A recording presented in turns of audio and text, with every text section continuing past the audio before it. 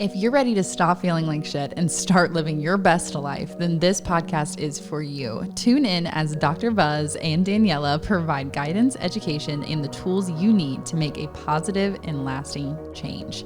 Doctor of Chiropractic Medicine, Regenerative Medicine, and Functional Wellness, Dr. Buzz has 24 years of experience changing people's lives. Daniela has first-handedly taken back control of her health, and together, these dynamic hosts have unique perspectives and expert advice. Get ready to transform your mindset, take charge of your well-being, and discover the key to changing your life forever. Welcome to Stop Feeling Like Shit, where the power to change is in your hands.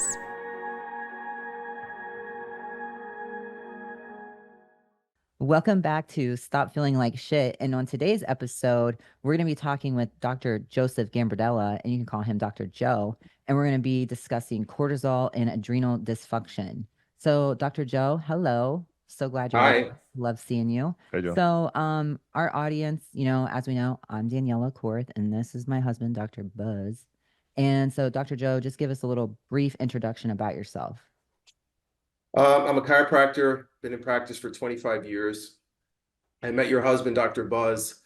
God, it's got to be, how long ago, Buzz? 30 years ago? 25 years ago? You're in the apartment right across the street. Yeah. So one of my best friends from way back when. But starting out in Miami here all those years ago, we've founded an office down here that practices regenerative medicine, spinal decompression, hormone optimization. Had the great opportunity to work with some elite college sports teams early on in my career. Did a lot of work with physical improvements, working with chiropractic, improving biomechanical function, extending life. But as I've aged, so have my patients, and we're coming across a lot of different conditions that I didn't see early on in practice. So for example, the simple misalignments that I used to see in my athletes and younger population that could be fixed with chiropractic and physical therapy could no longer be fixed that same way. They needed hormone optimization, they needed nutrient assessment, nutrient supplementation, because there's a missing link oftentimes when we look at the sources of pain. There's a root cause of pain that's always driven by stress. And so a lot of doctors will say that disease is simply the inability of tissues to absorb oxygen fully over time. I think all doctors would agree that no matter what degenerative condition that you may experience, it's always driven by a stressful event. There's a lot of different sources of stress. I'm sure we're going to talk about them today, but kind of gets into our topic of cortisol and adrenal dysfunction. I think it was interesting too, you said, Joe, because our practices have always been mirror images of each other. We kind of both started out with maybe more like the younger, the sports minded, physical optimization. But over time, as our patients have aged, we've kind of morphed our practices into just doing more stuff. Like you said, hormone optimization, functional medicine now. I wish I'd known that stuff a long time ago, because we probably could help more people back then. But I guess it's always evolving, which is really cool. And as you said, the one thing that we do see a ton of now is when, what's different about our practices is when you come to our offices, before we decide whether we'll accept you as a patient or not, you're probably sitting down with, with one of the providers for at least a half hour, and we kind of dig in to figure out what the root cause is. It's definitely not superficial like most doctors' offices. So we see that the root cause is, you can almost always starts with some stressful event. We're not talking about like you spilled coffee on your shirt in the morning. We're talking about divorce, death of a loved one, a career change.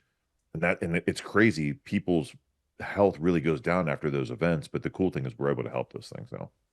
Yeah, so let's jump in and let's start talking about cortisol. Typically when we talk about cortisol, it tends to get a bad rap, but tell us the goods and the bads. What's it doing? Why is it good? Why is it bad? Tell me. It's an essential hormone. It's produced by a tiny little gland that sits up on top of your kidneys, the outer portion of that gland, the cortex. And cortisol in and of itself is called the glucocorticosteroid. It does many, many things. It helps regulate blood sugar. It helps to some degree regulate mood, your ability to heal quickly. And it is influenced by stress. I think we'd be remiss to say that cortisol in and of itself, when it's too high or too low, is a bad thing. It's a stress response hormone. I think one of the things we should even take a step back on, Buzz, is, you were talking about the stressful events that people can kind of link a painful event to a physical condition that they may have. But there are other stressors that I've seen as we delve more into this work that are harder to pinpoint. And I think inflammatory stressors. So these are things where people have an infection in the gut. They could have for example, a hidden case of H. pylori that produces no symptoms at all. But inside the body, it's the equivalency of going through a car accident every single day. And it changes the hormone levels that help heal the body. And so, when you're exposed to a stressful event, you're typically going to see an elevation in these stress hormones like cortisol. And secondary to that, you're going to see a diminishing effect of the mitochondria in your thyroid. The capability, your ability to heal slows down. And your body goes into a panic state. You're going to have these neurotransmitters, these brain chemicals that elevate mood. They start to elevate to the point that you have trouble sleeping, and then to the point where maybe you have full-blown anxiety. And as a result of that, in an attempt for the body to heal itself, the sex hormones start to decrease. So, when people are really stressed, they tend to have less optimization. Testosterone levels can decrease, estrogen levels can change. And then you're going to start to see inflammation. And when we talk to patients and they're in pain, we're already talking to them that, if there's 8 pillars of health or 8 pillars of declining health, however you want to measure it, if you're in pain, you're already on the 5th stage of health decline. And so when inflammation is present in the body, then your physiology completely changes. You take on this physiology where you lose the ability to heal quickly. And that can be, you don't regenerate quickly, you're sore in the gym all the time, you have lots and lots of brain fog. All of a sudden, there are certain foods you ate your entire life that you could no longer tolerate. And so when physiology changes and it becomes catabolic, you lose the ability to make things. Yeah. And and I was just going to say the last 2 things and typically you're going to see some level of insulin resistance after this, poor management of blood sugar, and then you accumulate large amounts of damage to your cells. And this is where people get diagnosed with diseases like cancer, metabolic syndrome, and heart disease. So just to give context about where people fall in declining health, are you stage 1, are you stage 5, are you stage 8? Right. And anyone who has any type of pain, which is inflammation, they're under stress. A lot of people, live their lives in pain and think that it's okay or just part of getting old. And it's not okay, because when you're in pain, it's breaking you down every single day. So it's more than just your back hurts or your shoulder hurts. It's just really just eating away at your health. Yep. In so many different ways.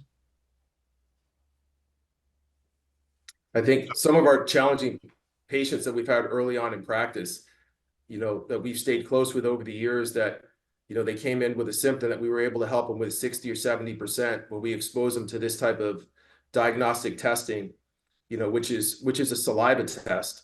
This is really, I think, another interesting point is that people feel like they're fully tested if they get blood work done once a year or maybe twice a year.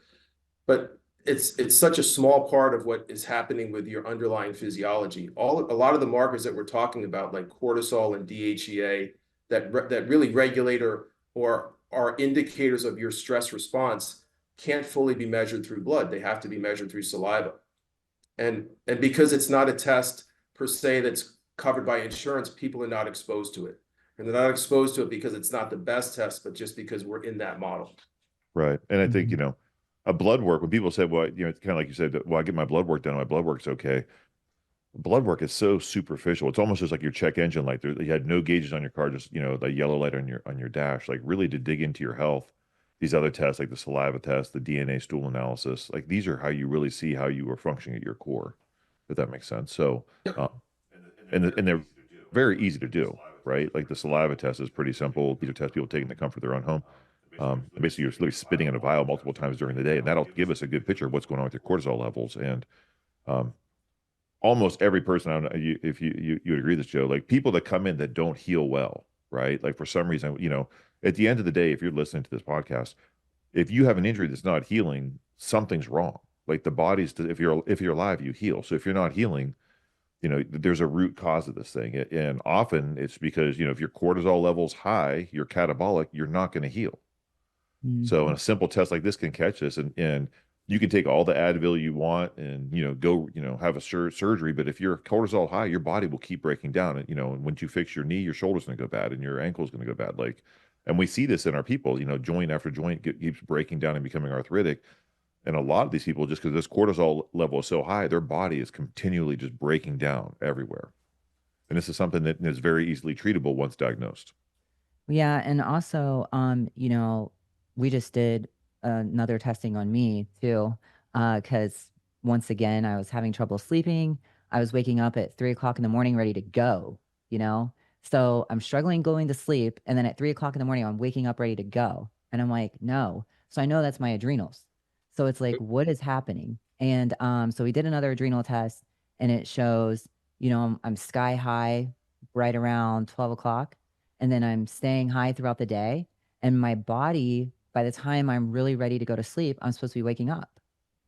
So, I struggled a lot with the sleeping and also kind of like fat around the stomach area.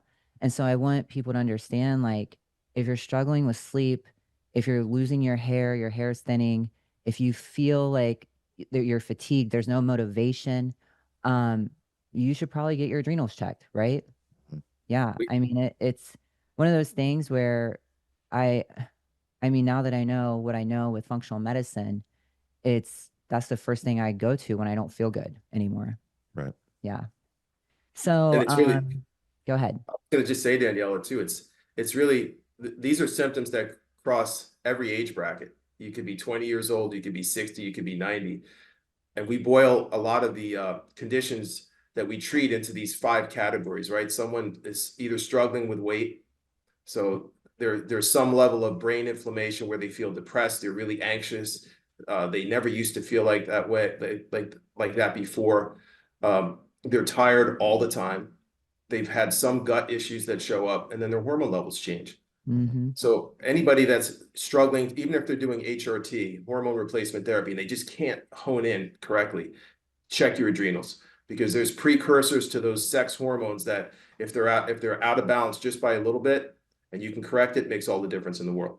Yeah, I would agree. I had really bad brain fog, I would say, where it was to the point where I just, I can't remember anything.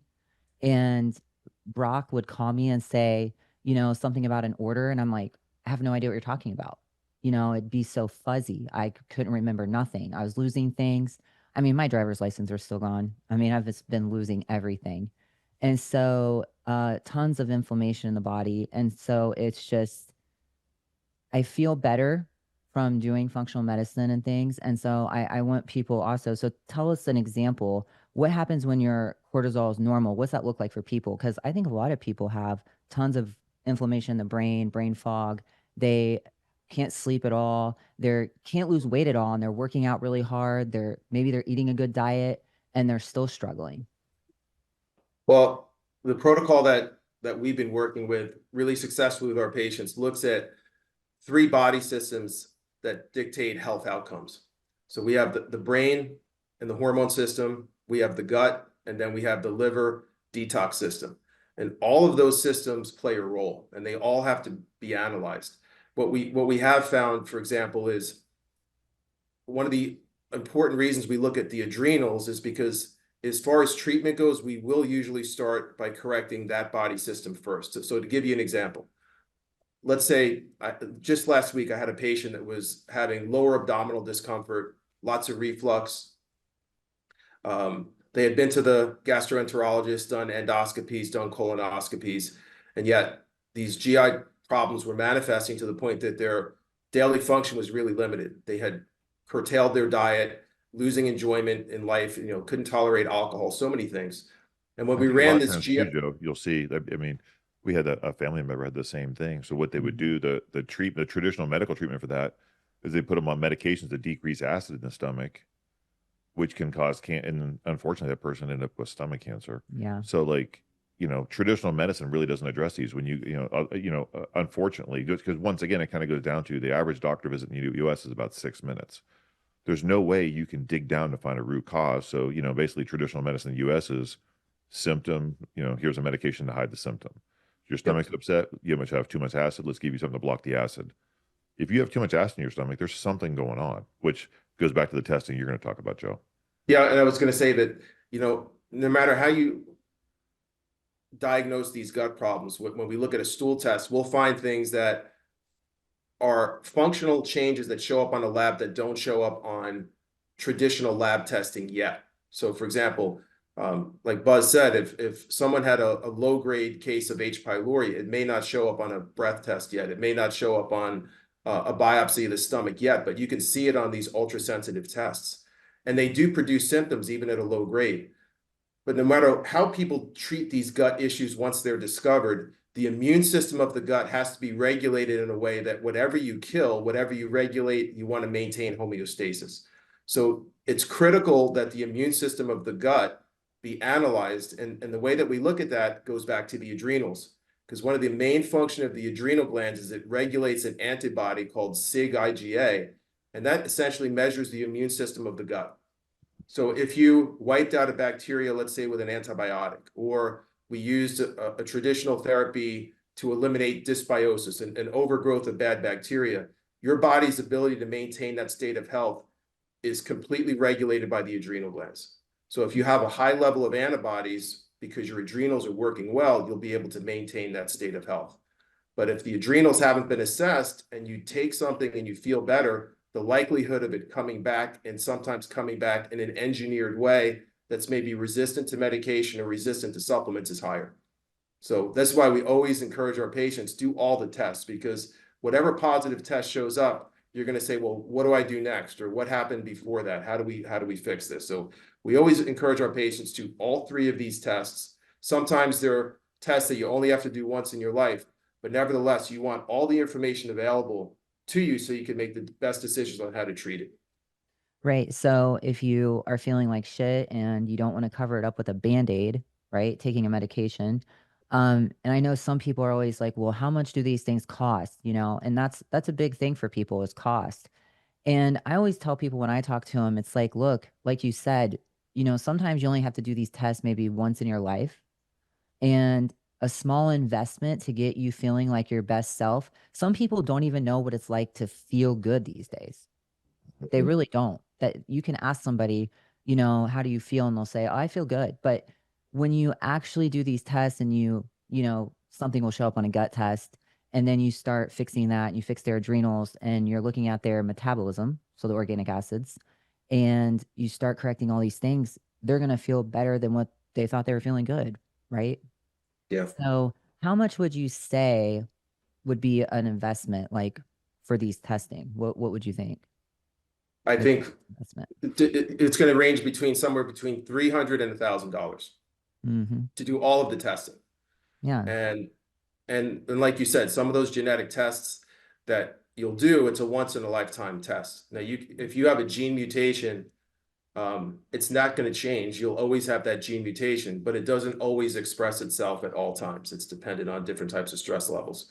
So that first investment is always the biggest, and then they get smaller over time. But you want to have that information available to you. Yeah. What's And that, you Buzz? save money too, because there's so many people out there that take tons of supplement, like these people that think they're healthy and they take every vitamin in the world. When you get these tests done, it tells you specifically what supplements you need and which ones you don't need. And people always ask me, hey, should I take CoQ10? Should I take vitamin C, vitamin D, whatever?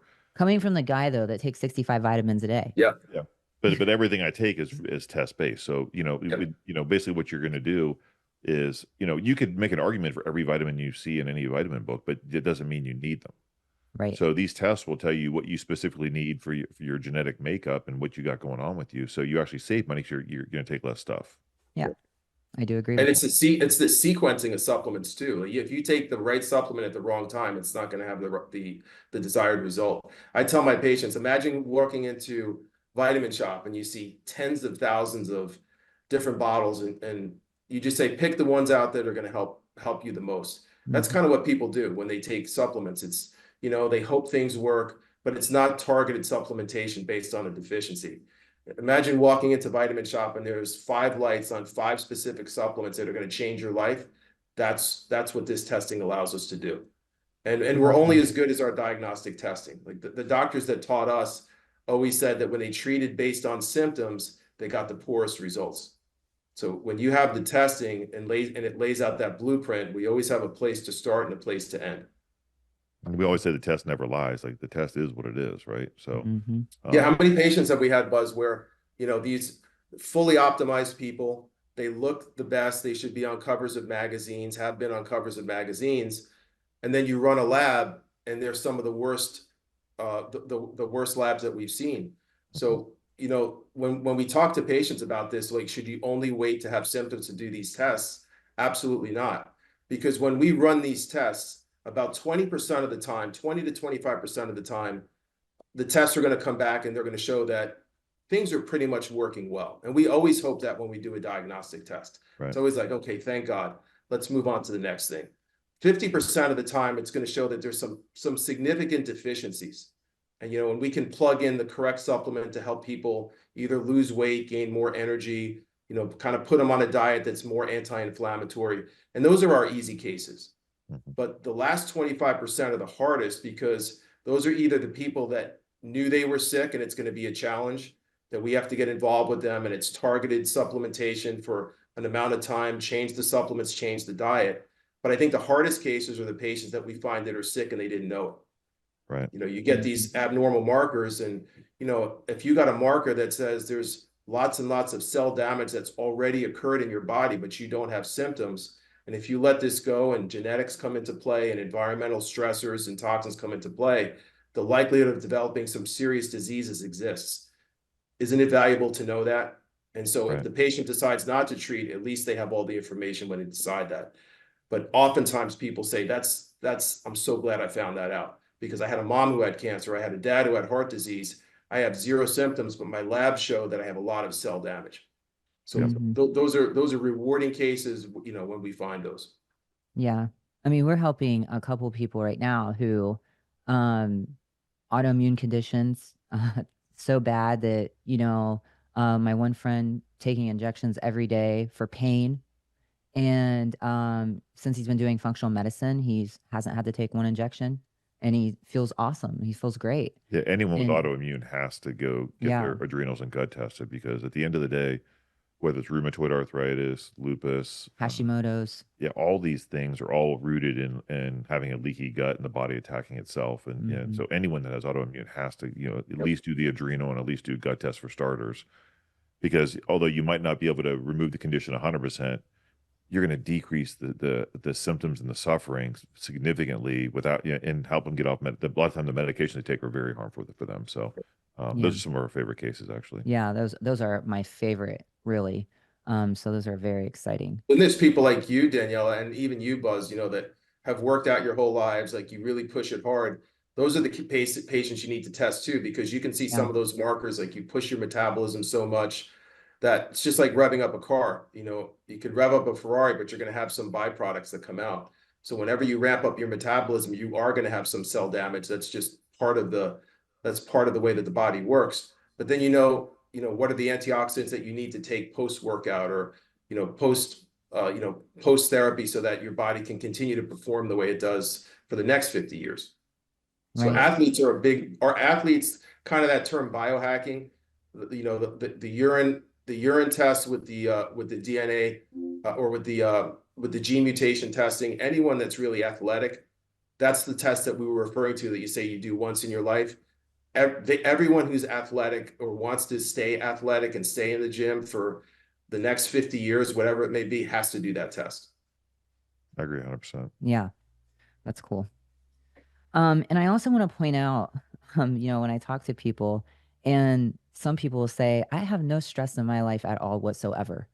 And when I get stressed out, sometimes I feel it. And then, you know, your body really doesn't know if you're being shot at with a gun, chased by a lion, any of those things. And so I would say that sometimes we can sit here and be happy and we don't even know if stress is really occurring in our body.